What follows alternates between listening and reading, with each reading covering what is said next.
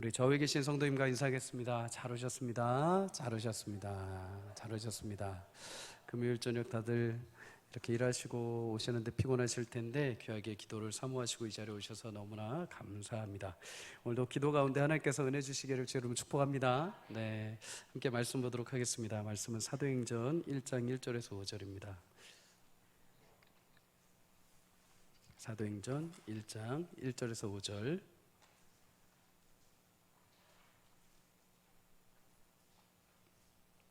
한 절씩 함께 읽도록 하겠습니다. 데오빌로여, 내가 먼저 쓴 글에는 무릇 예수께서 행하시며 가르치시기를 시작하심부터 그가 택하신 사도들에게 성령으로 명하시고 승천하신 날까지의 일을 기록하였노라.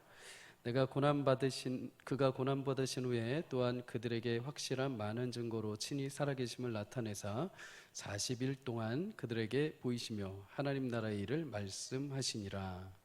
사도와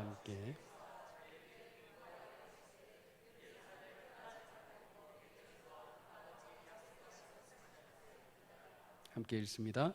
요한은 물로 세례를 베풀었으나 너희는 몇 날이 못되어 성령으로 세례를 받으리라 하셨느니라. 아멘. 아멘. 오늘 본문 가지고 부활을 통해 얻은 또 하나의 선물이라는 제목으로 함께 은혜를 나누겠습니다. 성도님들, 부활초라고 아십니까? 부활초. 양초가 아니고요. 가시목이란 이 뭐랄까요, 다년생 가시목이라는 이 부활초라고 이렇게 조그만 풀이 있다고 합니다. 저도 이번에 새롭게 알게 됐는데 신기한 특성이 하나 있대요. 평소에는 그냥 완전히 말라서 죽은 것처럼 그냥 동그랗게 오므려져서 바람에 막 여기저기 날아다닌다고 합니다. 그러다가 얘가 이제 물을 만나거나 수분을 머금게 되면 이제 몸이 쫙 펴지고 꽃이 피고 열매가 맺고 씨를 이제 뿌리게 되는 것이죠. 이 생명력이 참 길어서 한 100년 정도 이렇게 말라서 가만히 있다가도 물만 맞으면 이렇게 핀다고 해요. 대단한 생명력이죠. 생명의 씨앗을 가진 이 부활초, 생명의 물을 만나지 못하면은 그냥 몇십 년 동안 그냥 말라서 마치 죽은 것처럼 그냥 먼지처럼 가만히 있습니다. 그런데 생명의 근원인 수분을 만나게 될 때 아무리 오래된 시간이 지났다 하더라도 부활초는 생명의 꽃을 맺고 열매를 맺게 되는 것이죠. 인생도 아무리 가능성이 있고 능력이 있다 하더라도 부활하신 예수님을 만나지 못한다면 그냥 말라있는 부활초와도 같습니다. 그러나 그런 인생에 부활하신 예수님을 만나게 될 때 아무리 가능성이 없고 아무리 말라있고 보잘것없는 인생이라 할지라도 부활하신 예수님을 만나게 될 때 생명수가 흐르게 되고 반드시 그 삶에 열매가 맺고 아름다운 꽃이 피게 되는 줄 믿습니다. 사랑하는 성도님들, 부활주일이 지났습니다. 한 주 동안 어떻게 잘 보내셨습니까? 다시 사망하셨습니까? 계속 부활의 삶을 살아가시기를 주의 이름으로 축복합니다. 예수님은 끊임없이 우리 가운데 부활로 초청을 하십니다. 하나님은 예수님의 부활하심을 통해서 죄인된 우리에게 구약에서부터 약속하셨던 생명의 길을 열어주셨습니다. 마태복음 27장에 보면 예수님이 마지막 숨을 거두실 때 큰 소리로 얘기를 하시고 이제 숨을 거두실 때요. 그때 성소에 있던 휘장이 위에서부터 아래로 찢어졌다라고 성경은 증언을 합니다. 성소의 휘장, 커다란 커튼이라고 생각을 하시면 될 것 같습니다. 밖에 쪽에 하나 있고 안쪽에 하나님의 임재를 상징하는 지성소를 막고 있는 안쪽에 또 하나가 있죠. 역사학자 요세푸스에 의하면 높이가 25m, 또 가로가 8m인 거대한 문에 이렇게 걸칠 정도로 이 휘장은 엄청나게 큰 사이즈였습니다. 두께도 10cm 정도, 일반 천하고는 완전히 차원이 다르죠. 24가닥의 실로 꼬아서 만든 줄 72개를 막 엮어서 만든 거대한 천입니다. 그래서 이것을 옮기려면은 한 대여섯 명이 아니고 한 300명가량이 끈을 모아서 나무로 해가지고 이렇게 이동을 해야 했습니다. 그런데 이렇게 큰 그리고 튼튼한 이 휘장이 위에서부터 아래로 찢어졌다라고 하는 것은 사람이 찢은 것이 아닙니다. 이거는 하나님께서 전적으로 그의 주권으로 휘장을 찢어내신 것이죠. 예수님이 죽으시던 그날 이제 하나님은 1년에 단지 그냥 대제사장 한 번만 하나님께 만나는 그 지성소로 들어오는 그 모든 휘장의 문을 다 열어 제끼시고 어느 누구라도 부활하신 예수님을 만나면 하나님과 대면하고 만날 수 있는 은혜를 주신 줄 믿습니다. 서울 삼광의 모든 성도님들, 신앙생활을 우리가 해가면서 가장 소망하는 것 중에 하나는 우리 교회가 더욱더 영적으로 하나님과 더 깊은 교제와 만남이 있기를 주의 이름으로 축복합니다. 성경적인 지식, 우리의 신앙의 어떤 경험들이 늘어가면 늘어갈수록 교회가 푸석푸석해지는 것이 아니라 하나님과의 만남이 너무나 기쁘고 찬양할 때마다 그 깊은 영성들과 은혜들이 우리를 감싸고 기도할 때마다 성령께서 임재하셔서 한 명 한 명을 만져주시는 그 풍성한 은혜가 우리 교회 가운데 임하기를 주의 이름으로 축복합니다. 그러기 위해서 우리에게 먼저 믿음의 확신이 있어야 되죠. 예수 그리스도 부활의 은혜로 하나님께서 우리에게 그 휘장의 문을 열어주시고 어느 누구라도 믿음을 가지고 주님 앞에 나갈 때 우리를 만나주시고 우리에게 열매 맺게 하시는 그 하나님, 오늘 이전에 그 하나님을 소망하며 기도 가운데 귀한 임재의 은혜를 맛보기를 주의 이름으로 축복합니다. 위로를 얻음과 동시에 하나님께서 우리에게 부활하신 예수님, 그와 함께 더불어 선물을 하나 더 주셨습니다. 그것이 바로 성령이시죠. 성령이 계시기에 우리는 매일같이 함께 그분과 함께 동행하고 또 신자의 길을 걷고 연약할 때마다 그분으로부터 힘을 공급받게 됩니다. 담대하게 복음의 증인으로 살아갈 수 있는 힘이 내 자신감, 나의 어떤 의기투합에서 나온 게 아니라 내 안에 계신 성령을 통해서 위로를 얻고 힘을 얻게 되는 것이죠. 오늘 말씀은 성령행전이라고도 불리는 사도행전이 시작되는 말씀입니다. 말씀을 통해서 우리가 부활에 대해서 다시 한번 더 생각해보고 또 우리에게 주신 성령의 은혜가 무엇인지를 다시 보기를 소망합니다. 사도행전은 사복음서와 서신서가 연결되는 중간에 있는 역사서라고 할 수 있습니다. 말 그대로 사도들의 행적이 담겨 있는 말씀이죠. 그 안에는 땅끝까지 복음을 전하라라는 지상 명령을 실천하는 선교의 내용이 있어서 선교행전이라고도 합니다. 반면에 그 선교를 사람이 감당하는 것이 아니라 그들 모든 사명자들에게 성령께서 운행하시고 역사하셨기 때문에 성령행전이라고도 이야기를 할 수 있죠. 사도행전을 위해서 하나님은 누가라는 사람, 의사였던 누가라는 사람을 들어서 그에게 영감을 주시고 성경을 작성하게 하십니다. 누가는 의사이면서 동시에 당시에 바울의 동역자이기도 했습니다. 그리고 그는 그냥 즉흥적으로 쓴 것이 아니라 당시에 여러 예수님의 증인들, 예수님의 목격자들을 만나서 내용들을 확인하고 정교하게 그 성경을 기록하게 되죠. 그는 누가복음과 사도행전 이렇게 두 권의 성경을 기록하게 됩니다. 두 정경이지만은 이 비중이 굉장히 높습니다. 신약 성경의 한 4분의 1 정도를 이 두 성경이 차지를 하고 있습니다. 먼저 1절은 이렇게 말하죠. 데오빌로여, 내가 먼저 쓴 글에는 무릇 예수께서 행하시며 가르치시기를 시작하심부터. 1절에 보면 수신자가 데오빌로여라고 이렇게 나옵니다. 데오빌로, 하나님께 사랑을 받은 사람, 하나님의 사랑을 입은 자라는 뜻이죠. 데오빌로라는 사람에 대해서는 이 책을 내가 작성을 하고 당신에게 헌정합니다라는 의미로 누가가 그렇게 기록을 했습니다. 그런데 누가는 이 데오빌로에게 내가 먼저 쓴 글은 이렇게 얘기를 합니다. 먼저 썼다. 앞서 말씀드린 대로 누가복음, 이전에 당신한테 먼저 썼던 누가복음에는 이렇게 말을 하는 거죠. 그럼 누가복음에는 무슨 말을 썼느냐? 누가복음 1장 1절에서 3절 이렇게 말합니다. 우리 중에 이루어진 사실에 대하여 처음부터 목격자와 말씀의 일꾼된 자들이 전하여준 그대로 내력을 저술하려고 붓을 든 사람이 많은지라. 그 모든 일을 근원부터 자세히 미루어 살핀 나도 데오빌로 각하에게 차례대로 써보내는 것이 좋은 줄 알았노니 이는 각하가 알고 있는 바를 더 확실하게 하려 함이로다. 누가복음 처음 부분에 이제 데오빌로에게 처음에 소개를 하면서 누가복음을 전달을 하게 됩니다.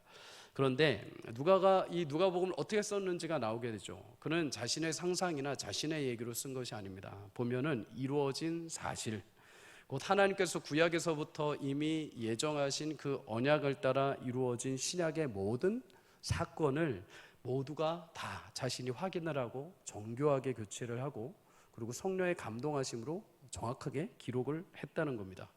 그는 예수님이 돌아가시고 나서 몇 해 있다가 썼기 때문에 아마 그 증거를 찾기 위해서 아마 동정녀 마리아 엄마도 만났을 것입니다. 그리고 베드로도 만나봤을 것이고 빌립도 만나봤을 것이고 예수를 믿지 않았던 형제였던 야고보도 만났을 것이고 다 만나봤을 겁니다. 그렇게 누가복음과 사도행전을 정교하게 기록을 하게 되죠. 그런데 누가복음에는 데오빌로 각하여라고 이렇게 말을 합니다. 그리고 오늘 사도행전은 데오빌로여 이렇게 말을 하죠. 각하라는 이 존칭은 당시의 상황에 따라 보면은 로마의 총독들의 지위를 위해서 얘기한 것도 있습니다. 또 어떤 성경학자들은 로마 황제의 조카였기 때문에 그렇게 불렀다라고도 할 수 있습니다. 어떤 것이 되었든지 간에 누가복음에는 각하라는 말이 있는데 사도행전은 각하가 없다는 것이죠. 데오빌로가 처음에 누가복음을 들을 때는 사실 초신자였습니다. 당신의 믿음을 더 강하게 단단하게 하기 위해서 내가 이 편지를 씁니다 하면서 각하라는 존칭을 넣게 되죠. 그때까지만 해도 누가는 이 데오빌로에게 각하라는 사회적인 존칭을 쓸 수밖에 없는 거리가 있었던 겁니다. 근데 지금 사도행전에서는 데오빌로여라고 존칭을 사용하지 않는 것이죠. 그만큼 이제 그리스도 안에서 당신 또한 하나의 형제된 자요, 그리스도의 복음 안에서 이제 더 이상 우리가 어떤 사회적인 존칭이나 사회적인 명칭이 필요 없이 모두 그리스도 안에서 하나된 형제다라는 것을 우리는 보게 됩니다. 신자는 그리스도 안에서 한 형제요 자매가 된 줄 믿습니다. 일명 예수님을 감독으로 모시고 죄악된 세상에서 힘써서 우리가 영적인 전투를 해나갈 때 우리는 각계 전투하는 사람들이 아니라 한 팀으로 예수님을 대장으로 모시고 함께 싸워가는 것이죠. 성경은 이것을 가리켜서, 이 교회를 가리켜서 그래서 그리스도가 우리의 머리시고 우리는 그의 몸된 지체다라고 말씀을 합니다. 그러기에 신자들 안에, 그리고 교회 안에 가장 필요하고 중요한 것은 연합이라는 것입니다. 가정도 마찬가지죠. 가정도 연합이 안 되면 가정은 천국이 아니라 지옥이 되죠. 근데 여러분, 교회도 똑같습니다. 교회도 마찬가지로 그리스도 안에서 함께 연합되지 못하면은 이곳이 천국이 되기보다도 정말 지옥과 같은 곳이 됩니다. 사랑하는 성도님들, 교회는 더욱더 영적인 곳입니다. 더욱더 아주 예리한 곳입니다. 더욱더 치열한 영적인 싸움이 있는 곳이죠. 그래서 우리가 하나님 앞에 철저하게 자신들을 내어놓고 연합되지 않으면 반대로 분열되고 끼어질 수밖에 없는 곳이 교회인 곳입니다. 시편 133편 1절은 형제가 연합하여 동거함이 어찌 그리 선하고 아름다울 수 있는가 하면서 감격의 표현을 합니다. 그만큼 교회 안에서 형제와 자매가 그리스도의 이름으로 모여서 함께 같은 뜻을 나누고 같이 위로하고 격려하는 게 하나님 보시기에 가장 아름답다라는 것입니다. 사랑하는 성도님들, 우리 교회 안에 귀한 연합과 아름다운 교제가 회복되어 가기를 주 여러분을 축복합니다. 그러기 위해서는 예수님이 머리가 되셔야 됩니다. 예수님이. 성도 각 개인마다 내 안에 예수님을 머리로 모시고 살아가야 됩니다. 그런데 서로가 머리가 되려고 하고 서로가 내 뜻, 서로가 내 자존심, 나의 기득권, 나의 말만 하려 하고 내 말을 또 나를 인정시키기 위해서 타인을 갖다가 비방하게 되면 이제 그때서부터는 깨어지게 되는 것입니다. 그러한 공동체는 함께 모여도 더 이상 행복할 수도 없고 예배를 드려도 비참할 수밖에 없고 힘든 사조직에 불과한 것입니다. 사랑하는 성도님들, 주의 이름으로 축복하고 권면합니다.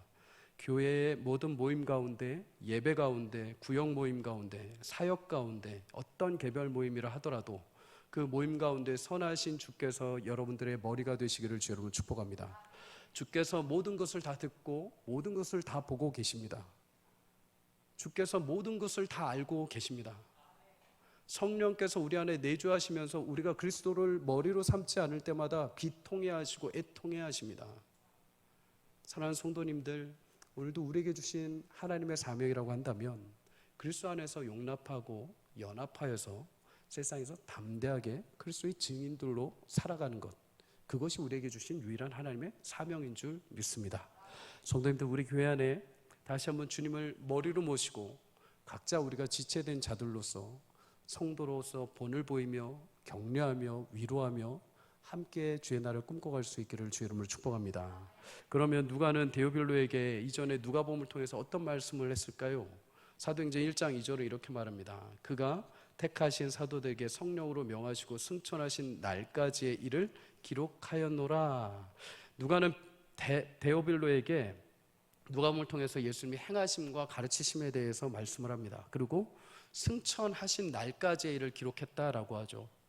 행하심과 가르치심, 예수님의 가르치심에 대해서 마태복음 7장 28절에서 29절은 그 가르침이 영적인 권위가 있었다 라고 말씀합니다.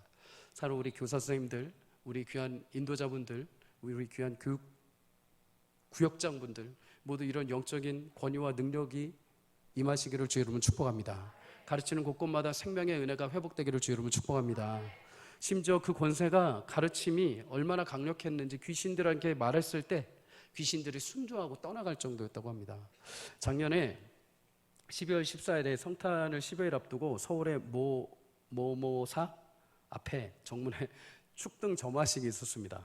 모계사 앞에서 아기 예수님을 탄생을 축하하기 위해서 이 모계사 앞에서 점화식을 한 거죠. 점화식을. 성탄 트리가 참 재밌었습니다. 중간에 성탄 별이 있는 트리가 있고 이쪽에는 색동저고를 입은 남녀 아이의 모형에 등이 씌워져 있고 이쪽에는 어린 스님 한 명과 눈사람이 불이 켜져 있고 여기에는 분명히 벌써 말해버렸네요. 정확히 조계사인데 축성탄 이렇게 써놓고 제가 잠시 혼란이 왔었어요. 상상이 되십니까? 굉장히 흥미롭죠.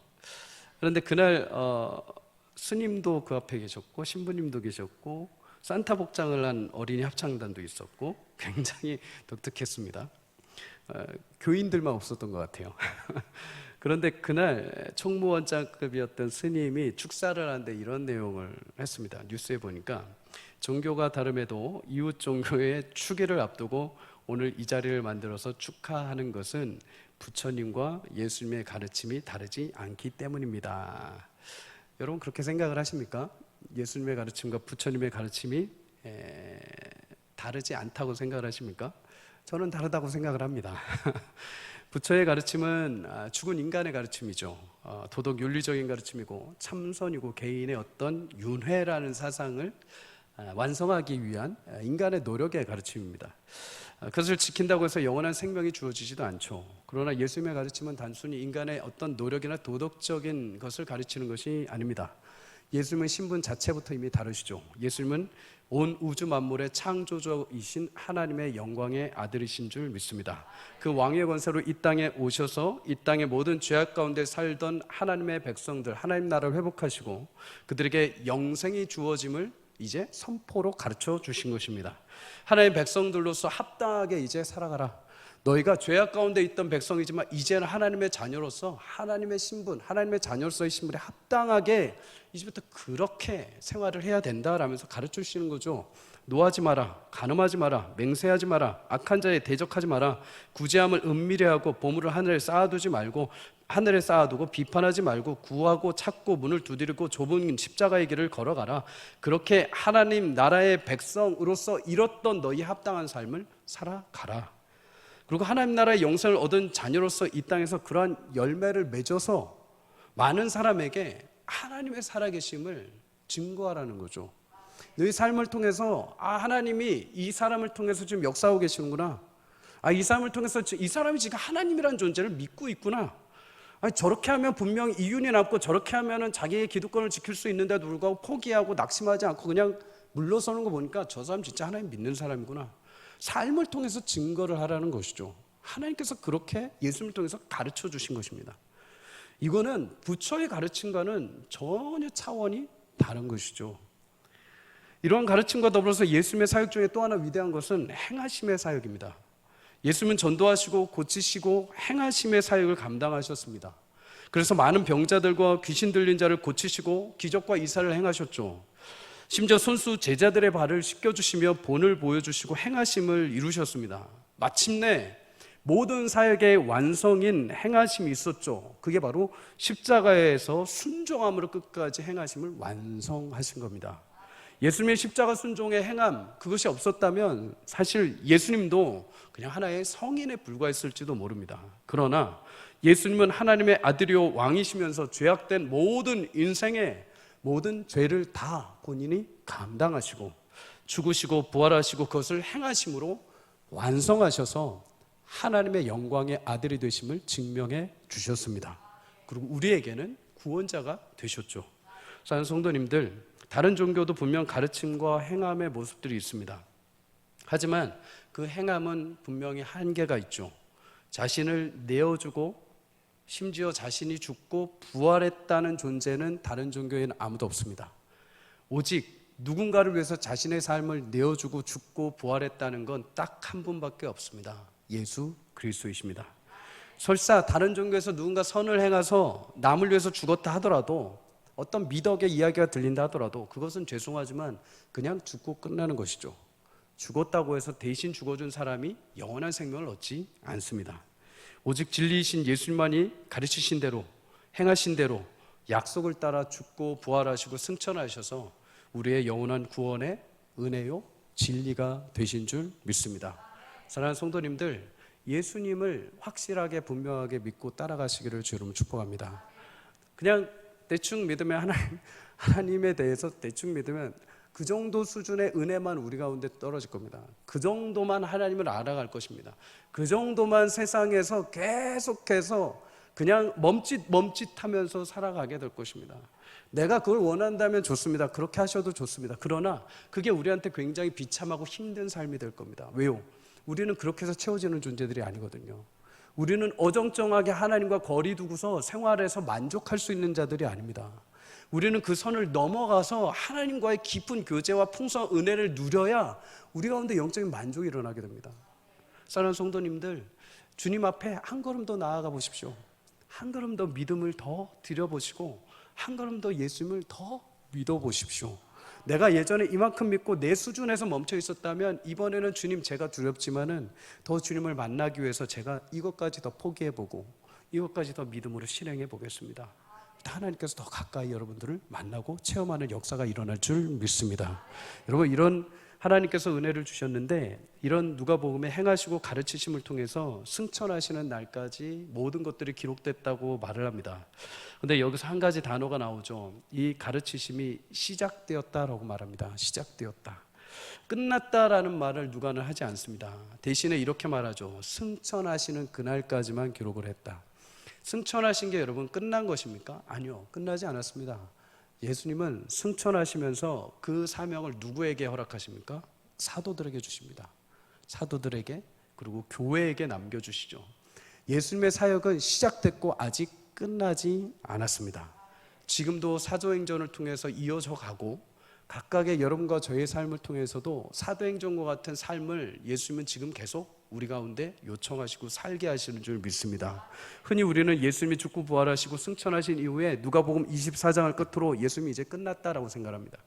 끝났다라는 말은 더 이상 예수님이 내 삶에 관여하는 거나 내 삶에 어떤 역사를 하는 거나 그냥 부활하시고 승천하시고 그냥 하나님의 위대한 사역은 대충 여기서 마무리가 됐고 나는 이제 대충 믿고서 어떻게 해서 삶을 기도하며 살아가야겠다, 이 정도 수준에 멈춘다는 것이죠. 그러나 사랑하는 성도님들, 오늘 예수님의 사역이 시작되었다고 말합니다. 끝난 게 아니라 시작되고 계속 지금 이어져 가고 있다는 겁니다. 여러분과 저를 구원하신 것은 시작에 불과합니다. 어떤 사람들은 예수님 믿었어 라고 하고 저 영접기도 했어요 하면 거기서 이제 끝난 줄 압니다. 천국 다 간 줄 알고 구원의 신비와 구원으로 주시는 놀라운 감격이 그냥 끝난 줄 압니다. 이게 그냥 끝인가 보다. 그냥 기도하라니까 그냥 기도해보고 응답하면 좋고 안 되면 그냥 또 살아보고 이런 걸로 끝난다는 거죠. 아니요, 예수님은 이미 시작하신 그 구원의 역사 속에서도 계속해서 우리를 통해서 지금도 우리에게 만나주시고 우리의 삶에 계속 역사하시고 지금도 우리 가운데 신비한 일들을 행하시고 우리가 기도할 때 하나님 살아계심을 알게 하시고 무너질 때마다 일으켜 세워주시고 우리의 낙심이 좌절하지 아니하고 하나님 앞에 온전하게 세워지도록 지금도 계속 우리 가운데 완성을 위해서 끌어당기시고 역사하고 계시는 줄 믿습니다. 성도를 계속 견인해 가시는 거죠. 그냥 나 구원했으니까 니네가 알아서 하라 아니라 계속 관여하시고 계속 통치하시고 계속 물어보시고 우리 삶에 계속해서 하나님께서 일해 가십니다. 언제까지요? 주님 오시는 그날까지요. 여러분과 저를 향한 하나님의 구원의 계획은요, 끝난 게 아니라 시작됐고 지금도 계속 이어져 가고 있습니다. 얼마든지 하나님의 은혜를 구하고 얼마든지 주와 동행하고 싶고 얼마든지 주님 앞에 순종함으로 주시는 은혜를 누리고자 한다면 어느 누구라도 그렇게 살 수 있습니다. 다만 우리가 예수님의 그 일하심을 잊어버리는 거죠. 예수님 구원하시고 이제 부활하셨으니까 이제 없어, 승천하셨으니까 더 이상 일 안 하실 거야. 교회 올 때만 예수님 만나고 삶에서는 치열하게 세상 방법으로 내 힘으로 살아가 봅니다. 그러니까 너무 힘든 거죠. 사랑하는 성도님들, 오늘도 주님은 우리의 삶 가운데 동일하게 역사하고 그 일들을 완성해 가시는 줄 믿습니다. 빌립보서 1장 6절을 이렇게 말씀합니다. 다 함께 읽겠습니다. 시작. 너희 안에서 착한 일을 시작하신 이가, 아멘.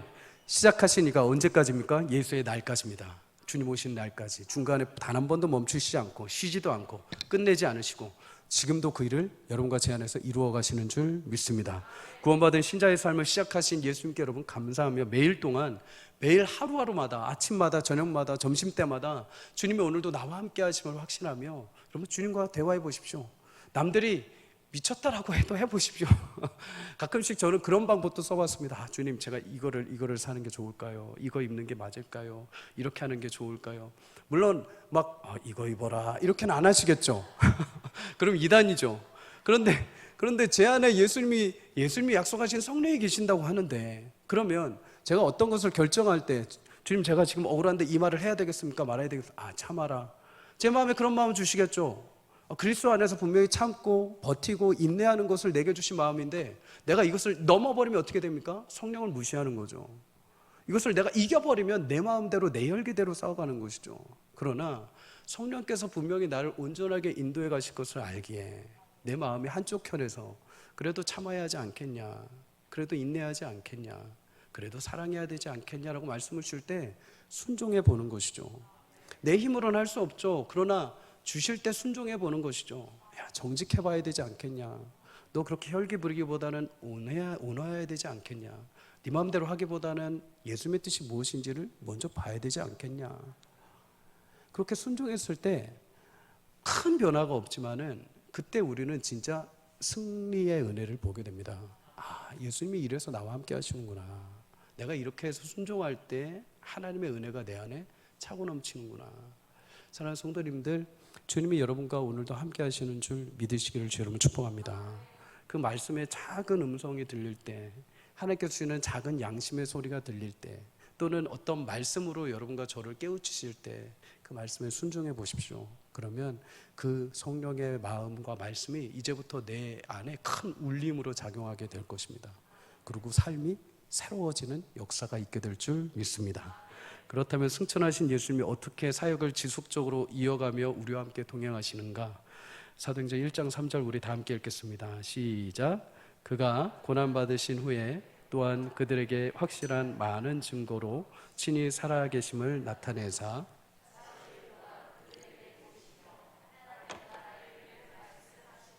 아멘. 예수님은 승천하시고 제자들에게 예수님의 사역을 이루어가시기 위해서 먼저 하셔야 될 것이 있었습니다. 부활의 몸으로 그들에게 나타나시는 거죠. 보여주셔야 됐습니다. 고린도전서 15장에 보면 게바, 베드로와 12제자에게 나타나시고 500여 형제에게 나타나시고 야고보에게 나타나시고 그 위에 모든 사도에게 나타나셨다라고 이렇게 말씀을 합니다. 부활의 몸을 알리시기 위해서 40일 동안 지상에서 남아 계셨습니다. 그리고 승천하셨죠. 40일이라는 시간 완전수죠. 40일이라는 시간이면 충분하게 이 사람 저 사람 만나주셔서 자신의 몸을 보여주실 수 있는 시간이었습니다. 부활의 몸, 더 이상 완전한 신비로운 몸입니다. 지금 우리의 이 육체의 부활이긴 하지만 이 부활의 몸과는 또 다른 신비한 몸입니다. 이것을 왜 그러냐? 제자들이 분명히 무서워서 이렇게 다락방에 모였을 때 예수님 문도 열지 않고 뚫고 들어가십니다. 분명히 육체가 있으심에도, 분명히 못 자고 있으심에도 신비한 부활의 몸체가 되신 것이죠. 이분은 분명히 음식이 필요 없었을 것입니다. 그럼에도 제자들을 찾아가셔서 그들 곁에서 음식을 드시죠. 심지어 의심하는 제자들에게 자신의 옆구리를 보고 만지고 나를 믿어라 라고 말씀을 해주십니다. 모든 오감과 감각을 통해서 어떻게 해서라든 부활의 몸을 보여주시고 믿게 만드신 것이 예수님이십니다. 할 수만 있다면 보고서라도 믿으라는 거죠. 정 못 믿겠으면 이렇게 해서라도 믿어라 라는 겁니다. 그러고 나서 하나님 나라의 말씀을 이들에게 다시 알려주십니다. 그런데 이렇게 부활의 예수를 만난 이후에 제자들이 하나님의 말씀, 예수의 말씀을 듣고 변화가 됩니다. 신기하죠? 분명 제자들과 무리들은 예수님이 죽기 직전에 십자가에 달리시기 전에 다 도망치고 외면했던 사람들입니다. 근데 부활의 예수님을 만난 이후에 그들이 변화되고 이제 자신의 목숨을 걸게 됩니다. 모두 다 순교의 현장까지 가게 되죠.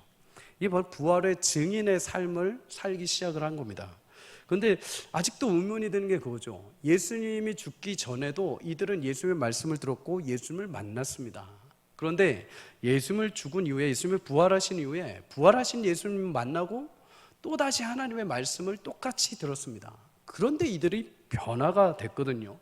단순히 그냥 부활하신 예수님, 죽었다가 살아나셔서 신기해서 그들에게 갑자기 믿음이 확 생겼을까요? 여기에 성령의 신비가 담겨 있습니다. 하나님께서 이들에게 이제부터 성령의 역사를 주시기 시작합니다. 사도행전 1장 4절에서 5절 이렇게 말하죠. 사도와 함께 모이사 그들에게 분부하여 이르시되 예루살렘에 떠나지 말고 내게 들은 바 아버지께서 약속하신 것을 기다리라. 요한은 물로 세례를 베풀었으나 너희는 몇 날이 못되어 성령으로 세례를 받으리라 하셨느니라. 아멘. 이제 예수님이 죽으시고 부활하심으로 각 10년 가운데 역사하시는 성령이 그들 안에 내주하시게 됩니다. 물론 그 전에 구약 시대에도 성령께서 급하게 급진적으로 특정한 사람에게 임하신 일들이 있었습니다. 하나님의 일을 위해서. 다는 아니죠. 그러나 이제는 예수님이 부활하심으로 인하여서 예수를 믿는 모든 이들에게 그 안에 성령께서 역사하시는 은혜가 주어진 줄 믿습니다. 성령의 역사를 위해서 우리 가운데 일어나는 일들이 굉장히 많이 있습니다. 다양하게 있습니다. 그런데 다는 오늘 말씀 못 드리고 딱 하나, 그 중에서 대표적으로 먼저 성령께서 우리 안에 임하실 때 하시는 일이 있습니다. 바로 말씀의 눈을 열어주십니다. 요한복음 14장 26절 우리 다 함께 읽겠습니다. 시작. 보혜사 곧 아버지께서 내 이름으로 보내실 성령, 그가 너희에게 모든 것을 가르치시고 내가 너희에게 말한 모든 것을 생각나게 하리라. 아멘. 전에 제자들 들었을 때 몰랐습니다. 이해되지도 않고 깨달을 수도 없었습니다. 그런데 이제 부활의 예수님을 만나고 나서 예수님이 하시는 말씀이 깨달아지기 시작합니다. 믿어지기 시작합니다. 누가복음 24장에 보면 예수님이 부활하셨음에도 불구하고 시리에 빠져서 엠마오로 돌아가는 두 제자가 나옵니다. 길가 도상에서 부활하신 예수님이 그들을 만나 주시죠. 그리고 말씀을 풀어주십니다. 분명히 그때 이전에 했던 말씀을 동일하게 다시 얘기를 해주십니다. 그런데 이들이 그때 뭐라고 고백을 합니까? 우리에게 말씀하시고 우리에게 성경을 풀어주실 때 우리 속에서 마음이 뜨겁지 아니하더냐. 이제 그들의 심령 가운데 예수님의 부활을 통해서 성령이 이제 역사하시기 시작을 합니다. 이제 그 말씀들이 성령을 통해서 깨달아지기 시작하고 이제 그 예수님의 부활의 능력이 무엇인지, 그 비밀의 무엇인지를 이제 성령을 통해서 알기 시작을 합니다. 믿어지기 시작을 한 거죠. 사랑하는 성도님들, 말씀을 읽을 때마다, 들을 때마다, 볼 때마다 성령께서 여러분 마음과 제 마음에 지혜와 계시형을 주셔서 풍성하게 말씀의 기쁨을 누릴 수 있기를 주의 이름으로 축복합니다. 말씀은 하나님이 주신 약속의 선물입니다. 아무리 인간적인 지식으로 접근하고 분석하고 많이 안다 해도, 말을 많이 해도 성령의 도우심이 없으면 그냥 그거는 지식으로 끝납니다. 말장난으로 끝납니다. 말 자랑으로 끝납니다. 하나님의 말씀은 인간의 이해가 아니라 성령의 도우심이 필요합니다. 성령의 은혜를 구할 때 그 말씀을 열어주십니다. 보이지 않던 하나님의 마음이 그 말씀 가운데 경험되게 되는 거죠. 여러분, 말씀을 지식적으로 알게 되면 자랑하게 됩니다. 자랑합니다. 말 많이 해서 자랑합니다. 이거 알고 저거 알고 몰랐죠? 이거예요 합니다. 그런데 진짜 말씀이 열리고 말씀의 은혜를 체험한 사람들은 말씀 읽다가 무릎 꿇습니다. 그런 사람들의 성경책을 보면요, 성경책이 희한하게 우둘두둘합니다. 왜요? 성경책에 눈물 자국들이 가득 담겨있기 때문입니다. 사랑하는 성도님들, 지금도 하나님은 말씀 가운데 역사하시고 운행하시는 줄 믿습니다. 말씀을 통해서 하나님이 우리 가운데 지혜의 영을 열어주셔서 말씀이 그동안에 보이지 않던 하나님의 신비와 나를 향한 비밀의 놀라운 은혜들이 열려지고 깨달아지기를 주의 이름으로 축복합니다. 다른 데 방법 없습니다. 다른 어떤 훈련도 아니고 다른 어떤 사역도 다른 행사도 아닙니다. 모든 것을 잃었다면 다시 말씀으로 돌아오셔야 됩니다. 모든 은혜가 상실되었다면 말씀으로 돌아오셔야 됩니다. 내 마음이 푸석푸석하고 내 마음이, 내 인격적인 부분들이 나의 자존심과 나의 교만함이 가득 차 있다면 그 어느 누구도 해결 못 해줍니다. 다시 말씀 앞에 무릎 꿇어야 됩니다. 우리를 살리고 우리를 다시 겸손케 하고 우리를 다시 회복하시는 분은 말씀을 통해서 우리를 깨닫게 하시는 성령의 은혜만이 우리를 다시 살게 하시는 줄 믿습니다. 사랑하는 성도님들, 말씀의 은혜가 저와 여러분을 계속 인도해 가시고 이끌어 가시고 새롭게 하시는 은혜가 있기를 주의 이름으로 축복합니다. 마지막으로 이렇게 성령께서 말씀을 깨닫게 하시고 최종적으로 제자들로 하여금 어떤 삶을 살도록 하십니까? 요한복음 15장 26절에서 27절 우리 성도님들 다 함께 읽겠습니다. 시작. 내가 아버지께로부터 너희에게 보낼 보혜사 곧 아버지께로부터 나오시는 진리의 성령이 오실 때에 그가 나를 증언하실 것이요 너희도 처음부터 나와 함께 있었으므로 증언하느니라. 아멘. 부활의 예수님을 만나고 성령께서 그 마음에 임하실 때 복음의 비밀을 깨닫기 시작합니다. 그리고 마침내 진리의 성령을 힘입어 부활의 예수님을 증거하는 삶, 부활의 증인으로서의 삶을 살아가게 되는 것이죠. 예수님 당시 제자들은 부활의 예수님을 목격하고 된 부활의 증인들입니다. 그러나 저와 여러분은 보지 않고 말씀을 통해 부활의 예수님을 믿는 부활의 증인들입니다. 그래서 예수님은 우리에게 목격자가 되라고 하지 않으시고 증인이 되라고 하시죠. 사도행전 1장 8절에 이렇게 말합니다. 오직 성령이 너희에게 임하시면 너희가 권능을 받고 예루살렘과 온 유대와 사마리아와 땅끝까지 이르러 내 증인이 되리라 하시니라. 아멘. 보고 믿는 것이 아니라 믿고 보는 자들이 된 것입니다. 그런데 이 모든 일을 이루시고 완성하시는 분, 우리를 이끌어 가시는 분이 누구냐? 성령님이신 줄 믿습니다. 성령께서 우리의 마음을 열어주실 것이고 성령께서 우리 가운데 이 말씀을 통해서 증인된 삶을 새롭게 살게 하실 줄 믿습니다. 사랑하는 성도님들, 예수님의 부활하신 몸이 구름 타고 올라가실 때 예수님은 그저 우리를 딱 끊고 고아와 같이 남겨두지 않으시고 약속하신 보혜사 성령님을 보내주셨습니다. 그리고 실제로 그 성령님은 우리 마음에 찾아오셔서 권능으로 또 부활의 증인으로 우리를 그의 삶으로 이끌어가고 계시는 줄 믿습니다. 성령님은 지금도 우리 가운데 일하십니다.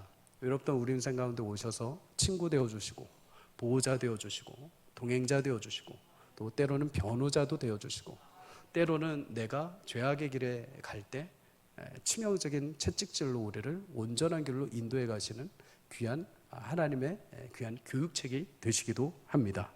오늘도 약속하신 성령께서 여러분과 제 안에 함께 하신다는 확신과 은혜를 누릴 수 있기를 주의 이름으로 축복합니다. 어느 감정적인 부분보다도 어떤 느낌보다도 먼저 믿음으로 고백을 해봅시오. 믿음으로 주님 오늘도 내 안에 성령께서 함께 하시는 줄 믿습니다. 기도도 사실 그렇죠. 여러분 기도도 고됩니다. 그러지 않겠습니까? 기도 진짜 고됩니다. 그런데 어느 순간은 내가 기도하는 게 아니라 기도가 막 나를 끌어갈 때가 있습니다. 그때는 내가 하는 게 아니죠. 내 안에 성령께서 기도를 하게 만들어 가시는 겁니다. 그때는 그냥 막 내가 생각하지 않아도 기도 제목이 나오고 내가 원하지 않았던 방언들도 나오고 내가 생각하지도 못하게 기도했는데 막 1시간, 2시간 가 있고 이런 거는 성령께서 우리를 이끌어 가시는 것이죠. 성도님들, 오늘도 그런 성령의 인도하심과 은혜가 우리 가운데 있기를 주의 이름으로 축복합니다. 물론 부활의 증인이라고 해서 다 선교사로 가시면 안 됩니다.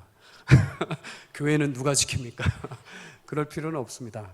그냥 삶의 현장에서 내게 맡겨진 직장, 내게 허락된 학업, 내게 맡겨진 어떤 아이들이 있다면 하나님의 마음으로 이 아이들을 또 선교사의 마음으로 이 아이들을 제자 삼는 마음으로 이 아이들을 하나님의 거룩한 백성으로 삼는 마음으로 그렇게 하신다면 우리는 부활의 증인이 되어가는 줄 믿습니다. 오늘도 성령께서 함께 하시기를 주의 이름으로 축복합니다. 여러분의 삶에 동행하시며 오늘도 기도 가운데 그 성령의 동행하심으로 기도의 풍성한 은혜를 누리는 시간이 되기를 주의 이름으로 간절히 축복합니다.